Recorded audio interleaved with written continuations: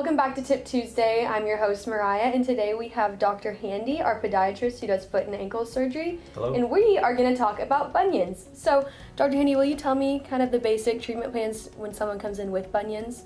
Well, first off, when patients come in and they have bunion deformities, these are deformities that are usually genetic.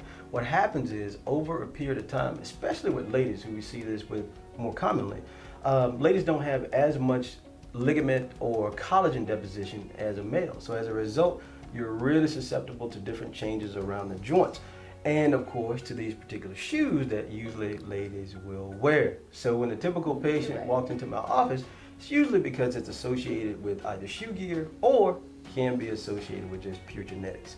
Usually the first treatment that we will move to is usually talking about shoe accommodations, inserts, paddings, things like that. Once that patient comes back, if they hadn't made any improvement, sometimes we may add an injection, we may do a little physical therapy. Once we pass that stage, then that's when you're talking about surgical approaches, of course, for treatment. What type of surgeries do you do for bunions? At this particular juncture, since probably the last 2 years, there's a procedure called a Lapiplasty. What this particular procedure does is that it prevents the surgeon from actually having to cross a joint. Because sometimes once you do a surgery, when it comes to a bunion, you cross a joint, it's just like the knees, the hips, the shoulders. Sometimes you'll develop a lot of scar tissue. So what this does is it allows us to approach it, perform the procedure at, of course, the base or at that joint, and as a result, you don't have to damage the joint, the great toe joint, which could lead to some scar tissue and a lot of physical therapy. So do a lot of surgeons in town perform that surgery, or is that something that sets you apart? Well, here's the thing. There's a couple other surgeons in town that actually perform the procedure, but you have to be trained on it. So I've done the training down in Florida, and I recently completed that about 6 months ago. So I'm one of the authorized surgeons here in town that can perform that. Well, that's something unique about Invictus. Yeah, it is.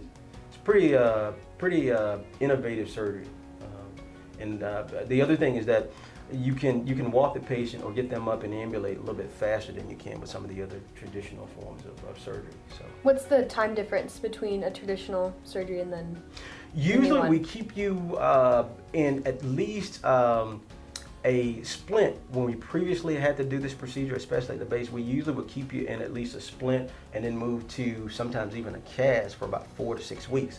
With this particular technique, doctors are walking their patient at about 2 weeks now. So that cuts down the time quite a bit. That's a lot faster recovery time. Yep. Wow. Yep. And you can do that. Yes, absolutely. Absolutely. Well, if you want to hear more from Dr. Handie, he's hosting an Invictus Health Talk October 11th at noon. So register on our website, and we hope to see you there. Have a great week. Bye-bye.